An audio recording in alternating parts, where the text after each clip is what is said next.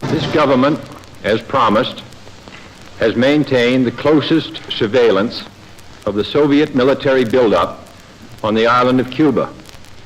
Within the past week, unmistakable evidence has established the fact that a series of offensive missile sites is now in preparation on that imprisoned island.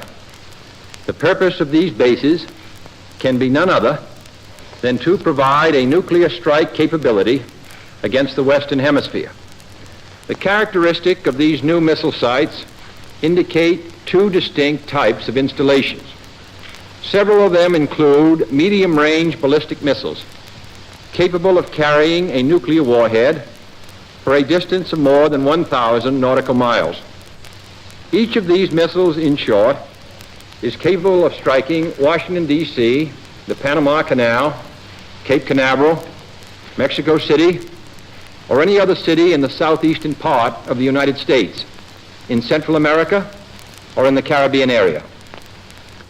Additional sites not yet completed appear to be designed for intermediate range ballistic missiles capable of traveling more than twice as far and thus capable of striking most of the major cities in the Western Hemisphere. This urgent transformation of Cuba into an important strategic base by the presence of these large, long-range, and clearly offensive weapons of sudden mass destruction constitutes an explicit threat to the peace and security of all the Americas.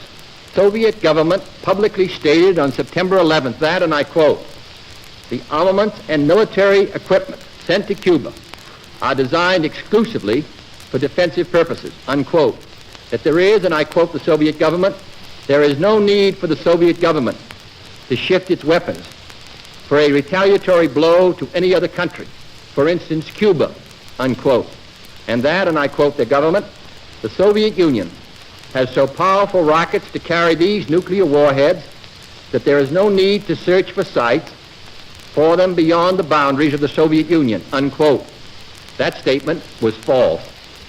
Only last Thursday, as evidence of this rapid offensive buildup was already in my hand, Soviet Foreign Minister Gromyko told me in my office that he was instructed to make it clear once again, as he said his government had already done, that Soviet assistance to Cuba, and I quote, "pursued solely the purpose of contributing to the defense capabilities of Cuba," unquote.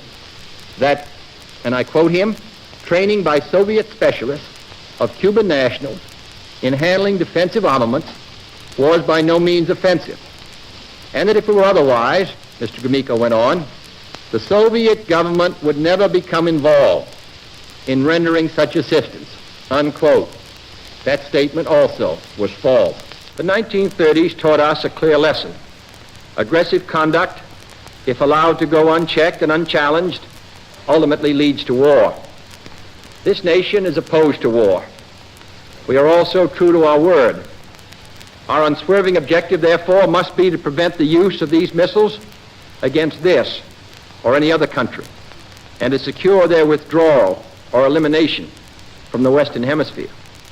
Acting, therefore, in the defense of our own security and of the entire Western Hemisphere, and under the authority entrusted to me by the Constitution, as endorsed by the resolution of the Congress, I have directed that the following initial steps be taken immediately.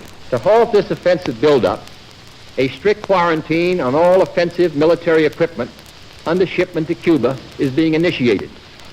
All ships of any kind bound for Cuba, from whatever nation or port, will, if found to contain cargoes of offensive weapons, be turned back.